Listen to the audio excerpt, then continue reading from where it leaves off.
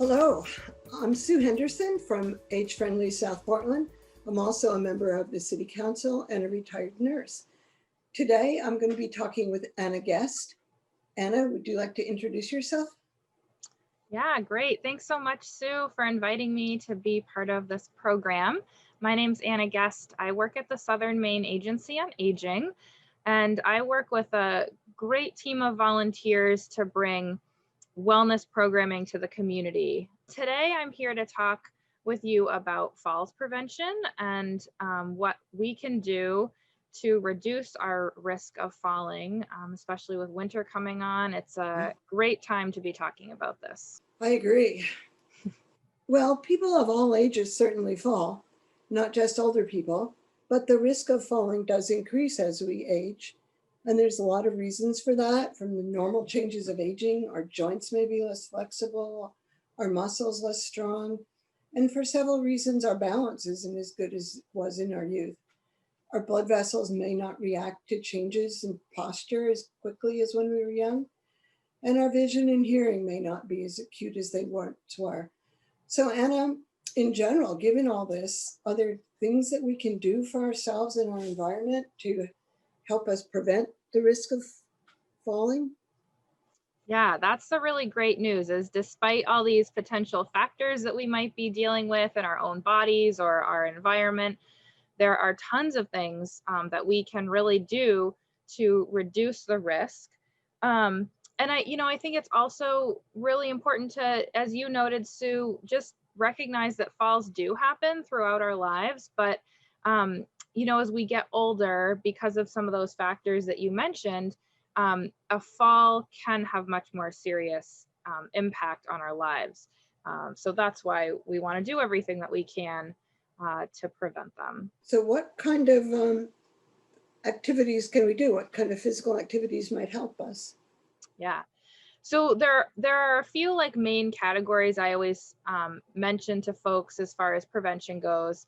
Um, I think the physical activity piece is like a whole topic I'll just address in a minute. But I wanted to say too, I think one of the most important things, but maybe the most difficult, is kind of addressing um, those lifelong habits we have that might cause us to fall. And so, if you're someone who's spent your life rushing around or you're a chronic multitasker, these are the kinds of things you want to start thinking about now and maybe changing some of those habits. Um, Especially if you're finding that your mind and your body aren't quite on the same page and your mind is, three tasks ahead of maybe your feet. Definitely want to be thinking about how you might just slow yourself down a little bit. But in terms of physical activity and exercise, this is one of the most important things that we can do to prevent falls, to stay strong. And the first thing I guess I'd say is just that really any type of exercise that you enjoy, you can do safely, and that you're gonna be likely to stick with as part of a regular routine is ideal. So think about those things first.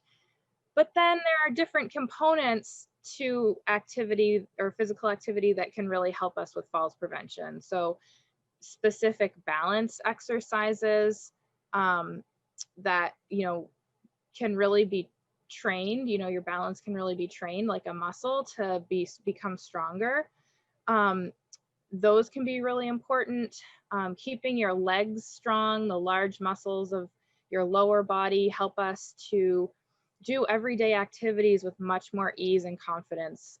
Things like getting on and off the toilet, getting in and out of a car, just really important for those everyday activities. And then stretching and flexibility, aside from sort of just helping with any aches and pains you might have, keep the important joints associated with balance really supple and limber, and can help us regain our balance if we start to lose it. So those are all aspects of physical activity that you would probably want to continue. And I do have a couple go-to resources that I can share here if you want to learn more. So one of them is that the Southern Maine Agency on Aging has some really great wellness, virtual wellness, physical activity programs happening right now. Under more normal times, we have some very specific falls prevention workshops. A Matter of Balance and Tai Chi are two of our best known. Right now, we're also offering just kind of gentle exercise, a gentle yoga class. So those are really great local resources. There's a wonderful program from the University of New England called Balancing Act. And this is a self-led, home-based program with a manual and some videos that really progress through some balance exercises that are designed to help you improve your balance no matter where you're at with that. So those are two of my favorite resources, as well as Go for Life, which is a National Institute on Aging program. They have great exercise videos, as well as lots of how-to guides and things like that. Now, when you say do the exercises that you normally enjoy, I think we're talking about a whole spectrum of people. I have a friend who is my age and who is an avid downhill skier. And not everybody does that. So what kinds of things count as activities that are good to do? Oh, that's such a good question. I think really the more active you are, even with things like household chores, the vacuuming, the raking the leaves, the sweeping the floor, the doing the laundry, well, we probably want to push ourselves a little bit more than that when we can. Those things certainly count as physical activity. But, think about maybe increasing your heart rate or your breathing a little bit every day to get some of that sort of aerobic exercise in. Things like walking with a friend, maybe it's dancing. I love your example of the downhill skier, Sue, because I think it really is about what do you enjoy and what are you gonna come back to day after day. All of those things. Swimming for some people, playing with your grandkids, just anything that really gets your body moving in different ways. Walking with a friend is always good. And dancing to music on YouTube is good too, isn't it? Yeah, great for the emotional health too. So until recently, I really didn't understand that balance could be trained. And I have been doing some exercise classes, some virtual exercise classes, and I can see that slightly I can do things on one foot better than I could a few weeks ago, which kind of amazes me because I wouldn't think that it would be, would really have that effect. So it does. Yeah, that's really exciting to see and to feel in your own body. We have people say that to us regularly when they take our Tai Chi classes. And the other thing I think that's important to note about balance is that, it kind of fluctuates day to day. And some days you have times when you feel really sturdy and strong, and other times when you notice that your balance is kind of off. And so that's normal, I think, and not to, get too discouraged if you kind of yesterday you could balance on one foot okay, and today it's just not seeming to happen. Oh, and what else I wanted to add here too in relation to balance is, if you're pretty concerned about it and you're really looking for assessment and some more individualized intervention, a physical therapy assessment is a really good thing to look into. So consider talking with your doctor about that. I want to say, from my perspective of doing the online exercises, that I kind of stuck my nose up at it and thought they were not going to be good. And they feel wonderful. And the leader manages painlessly to have you move every major muscle group in your body in a half-hour period of time, and it feels really good. So I could not have figured out how to do that by myself. So I'm so happy I'm doing it. So I would recommend to going to some of these places that you suggest. Yeah, I love that. I think I like these live groups that are right now, are available virtually, because it kind of gives you that, they're kind of expecting you to be there, and other people are, and you get to see other people. So that's really nice. And then there are just so many resources online too, if you can't make it to a live class, that just give you kind of some structure and advice, which is always helpful when you're getting started. Yeah, you don't have to go out. I do it right in my kitchen, and I do it more than when I had to drive to the gym. It's Yeah. good. Good. Now, what else do you want to talk about our environment? Do you want to talk about the outside environment or? Yeah, so the outdoor environment, man, there's a lot of directions I guess we could go with that. But I certainly think with winter coming, paying close attention to sort of the upkeep of your outdoor entry areas, the pathway to which you get to your car or your mailbox. Set yourself up for success. Get your ice melt and put it right by the door, maybe, so that you can sprinkle that around before you actually have to venture out. If you can wait to go out during bad conditions, do. um, and if you have to go somewhere, keep that ice melt with you, carry it on your person and sprinkle it along ahead of you. That can kind of be a portable solution if you need it, if you find yourself in a place that just doesn't seem that safe.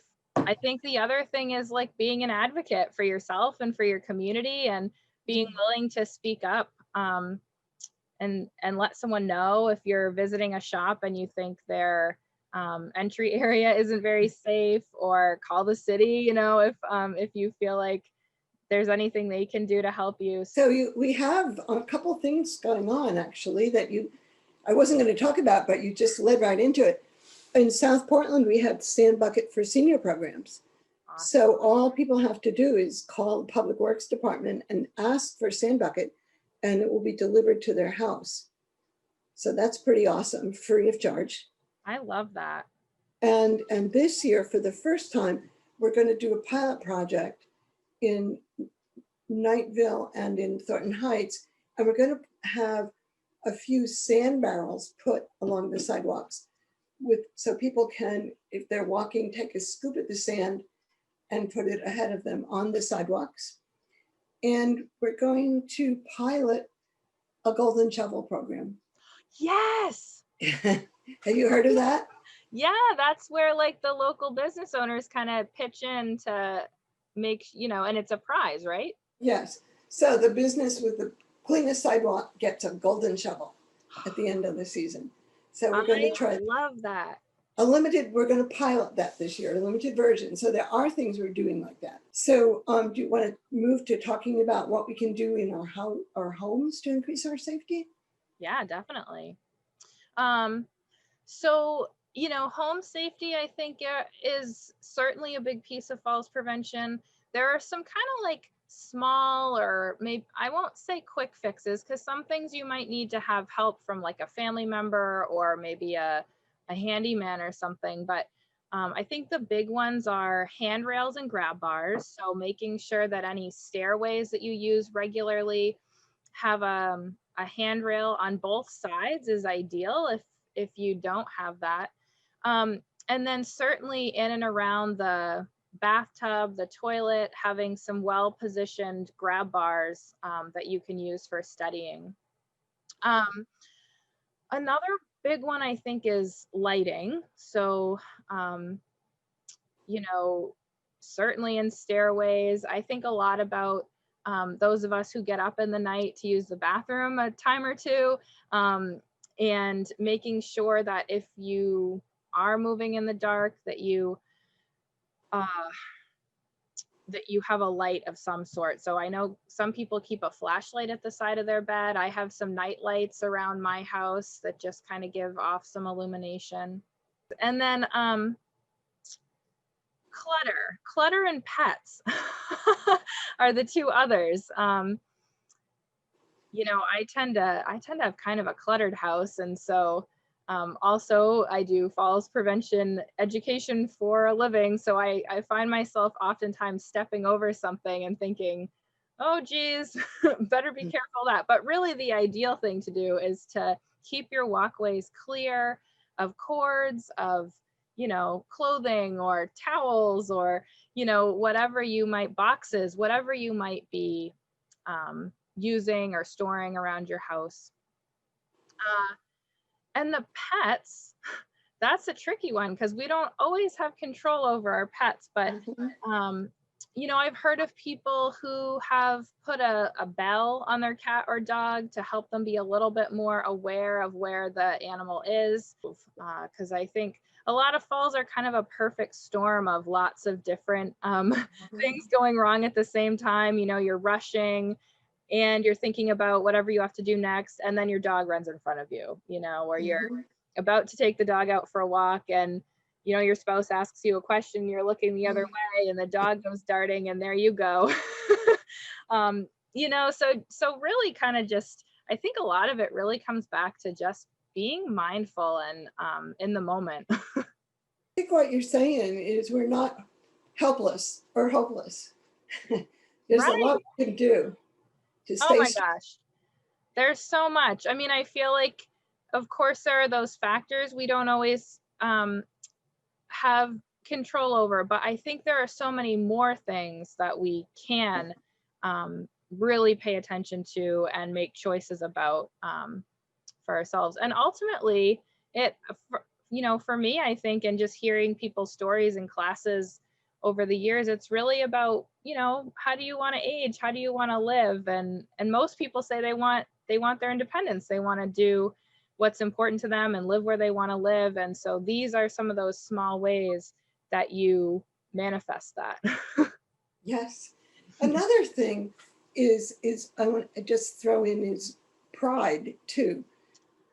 And when you're talking about things in the home, there's little things in the home that can be problematical, like climbing up to change light bulbs or climbing up to change smoke detector batteries, and or going out on the roof to wash the windows, and things that people did for years and years and years. And then all of a sudden you think maybe that's not the best idea to do. So, and I think those are a lot of the times that some of those really bad falls happen. You know, it's when your mind is telling you, yeah, I can do this because I've always done it for the last 40, 50, 60 years. And your body is kind of like, well, I'm not sure. I'm not sure I want to today. And so, yeah, I think pride is such a piece of it because our culture is so independent, and you know, for decades we've done for ourselves. And I think this is one of those really key pieces of falls prevention, is kind of being honest and open with yourself about, you know, what things do I still need to have done in my life? What ones are really important for me to do for myself? And which things might I ask for some help with? So I think it's a fine line of accepting the help that you really could use to stay safe, and then holding on to those things that feel really important from a pride and independence standpoint. Well, this has been really wonderful to talk to you, Anna. I feel the same way, Sue. Yeah. Thank you again for inviting me. Well, thank you for doing this, and we hope we can talk again. Yeah, great.